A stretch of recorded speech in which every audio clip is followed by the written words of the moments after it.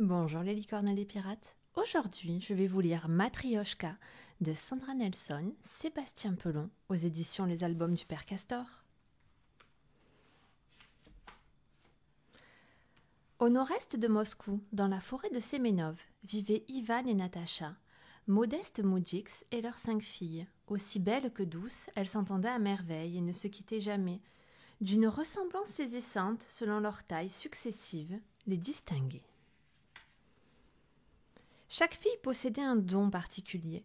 Caterina l'aînée cuisinait des plats délicieux. Anna la seconde avait une voix enchanteresse. Marina la troisième cousait et brodait à la perfection. Tatiana la quatrième lisait dans les pensées. Quant à la cinquième, Vera, elle était championne d'échecs. Un jour, Ivan et Natacha leur annoncèrent une bien triste nouvelle. Mes chers enfants, la récolte a été détruite par la grêle, nous n'avons plus rien à manger, plus un bout de lard, plus un bol de soupe, plus un bout de pain. Katerina doit aller travailler chez Baba Yaga. Les filles poussèrent ensemble un cri d'effroi. Non! Et elles se jetèrent dans les bras, l'une de l'autre. Baba Yaga était l'horrible sorcière qui habitait de l'autre côté de la rivière, dans une petite isba montée sur 4 pattes de poule. Cette ogresse aimait par-dessus tout dévorer des petites filles pour son dîner. Natacha rassura Katerina tant bien que mal. Mais ne crains rien, ma fille. J'ai fabriqué une poupée qui a ton visage, trait pour trait. Tant qu'elle sera avec moi, elle te défendra. Petite poupée, mon enfant, tu dois protéger, chantonna Natacha avant de la poser sur la cheminée. Les 4 sœurs protestèrent, mais la courageuse Katerina se résigna. J'irai dès demain chez Baba Yaga. Les sœurs passèrent la nuit à pleurer, à se consoler, puis à pleurer à nouveau. Elles n'avaient jamais été séparées et ne pouvaient imaginer d'abandonner leur aînée. L'aube approchait et Vera, la plus jeune, eut une idée. Si tu dois aller chez Baba Yaga, nous venons avec toi. Nous pourrons t'aider si elle veut te manger comme un poulet. Cachons-nous sous ta robe. Et Vera se cacha sous Tatiana, qui se cacha sous Marina, qui se cacha sous Anna, qui se cacha sous Katerina. Katerina et ses 4 sœurs, ainsi invisibles, arrivèrent près de l'isba de Baba Yaga. La sorcière, elle était encore plus terrifiante qu'elle ne l'avait imaginé. Elle avait des dents pointues, le nez crochu et une voix aiguë. « Ah, te voilà, dit l'ogresse, j'ai du travail pour toi. Nettoie mon isba, prépare-moi un bon repas. Je serai de retour avant la nuit tombée.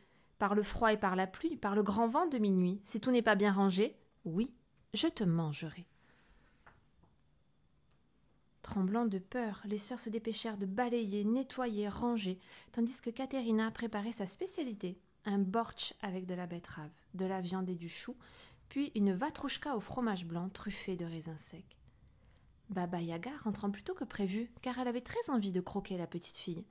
Mais quand elle découvrit que tout était rangé, que son repas était prêt, elle se contenta de dire « Ce repas est délicieux, je n'ai plus faim, je te mangerai demain. » En entendant ces mots, les sœurs firent « Oh !» en chœur.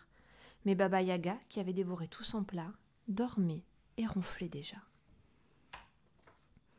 Le lendemain, Baba Yaga ordonna à Katerina de lui confectionner un manteau couleur de la mer. « Je veux des broderies avec toutes les teintes, du bleu, du plus clair au plus foncé. Si tu en oublies une seule, gare à toi, et dépêche-toi, tout doit être prêt avant la nuit. Par le froid et par la pluie, par le grand vent de minuit. Si tout n'est pas bien brodé, oui, je te mangerai. » Tandis que les sœurs balayaient, nettoyaient et rangeaient, Marina se mit à l'ouvrage. Cette fois, convaincue que la fillette n'aurait pu achever son travail, Baba Yaga se lécha les babines. Mais quand elle rentra, elle découvrit un manteau scintillant aux multiples reflets bleutés. « Je n'ai jamais vu de si belle broderie, dit Baba Yaga, très embêtée de ne pouvoir faire rôtir la petite fille. Je te dégusterai demain quoi qu'il arrive. » Et furieuse, la sorcière alla se coucher. Pendant ce temps, Natacha, ayant découvert la disparition de ses autres filles, confectionna 4 autres poupées, qu'elle plaça à côté de celles de Katerina. « Petite poupée, mes enfants, vous devez protéger, » chantonna-t-elle une nouvelle fois. Le lendemain, Katerina prépara les plats les plus merveilleux, avec l'espoir que Baba Yaga changerait d'avis. Mais la sorcière, bien décidée à manger la petite fille, après avoir tout avalé, lui dit ceci. « Viens ici. » Et soudain une douce voix sortit du fond de Katerina. Elle se mit à fredonner une très belle chanson. Tourne la grande ours, tourne la petite ours. Il n'y a pas de nuit sans matin. le soleil reviendra demain.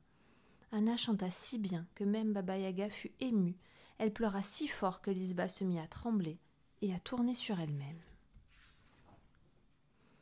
C'est alors que Tatiana lut dans les pensées de Baba Yaga. Quand j'étais tsarine, j'ai été bannie, car je n'ai pu donner la vie. Un sort m'a changée en sorcière et condamnée à la vie infinie. Le maléfice disparaîtra quand un enfant, aux échecs, me vaincra. Mais nul enfant n'est plus malin que moi, et ce jour-là n'arrivera pas. Tatiana répéta mot pour mot ce qu'elle avait lu dans les pensées de la sorcière. Et la rusée Véra proposa à Baba Yaga une partie d'échecs. « Si tu me bats, je te mange. Si je te bats, tu me donnes ta fortune. »« Ma fortune ?» répéta Baba Yaga en ricanant. « C'est impossible, je vais te battre immédiatement. Ce ne sera pas amusant.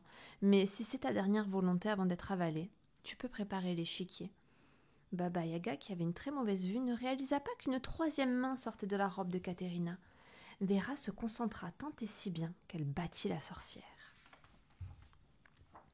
La tsarine fut alors libérée de son sortilège et redevint une belle jeune femme. Elle donna aussitôt sa fortune aux 5 sœurs, qui rentrèrent chez elles saines et sauves, à la grande joie de leurs parents. En souvenir, Natacha offrit ses poupées à la tsarine. « Confie-leur ton vœu le plus cher et tu seras exaucée. » La tsarine, qui en retrouvant sa beauté avait perdu sa richesse, se maria avec un jeune paysan, et son rêve le plus précieux se réalisa. Ils eurent une fille, Matriona.